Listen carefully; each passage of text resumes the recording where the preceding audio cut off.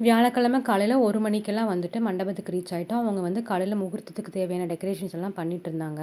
ஒரு 4:30க்கெல்லாம் வந்துட்டு இங்க மேக்கப்ப முடிச்சுட்டு, இன்னொரு மேக்கப்பும் இருந்தது. அங்க தான் வந்துட்டு நாங்க போயிட்டுருக்கோம்.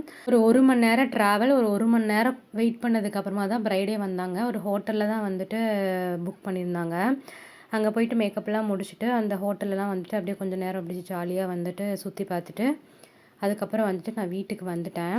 வீட்டுக்கு வந்தோடனே செம்ம டயர்டா தான் இருந்தது. பட் இன்னொரு கல்யாணத்துக்கு வேற என்ன கூப்பிட்டுருந்தாங்க. கண்டிப்பா அங்க போயே ஆகணும்னு சொல்லிட்டு வந்து குளிச்சு ரெடி ஆயிட்டு, நேரா மண்டபத்துக்கு வந்துட்டு போயாச்சு. அங்க என்னோட கொலீக்ஸ் எல்லாம் இருந்தாங்க. அவங்களையெல்லாம் பார்த்து கொஞ்ச நேரம் பேசிட்டு, அங்க வந்துட்டு சண்டை மேளத்துக்கு வந்து சொல்லியிருந்தாங்க போல. சூப்பரா வந்துட்டு இது பண்ணிட்டு இருந்தாங்க. அதையும் கொஞ்ச நேரம் உட்காந்து பார்த்துட்டு, ஃபோட்டோவுக்கு போய் போஸ் குடுத்துட்டு, அடுத்து நமக்கு முக்கியமான வேலை என்ன? சாப்பிடுறது.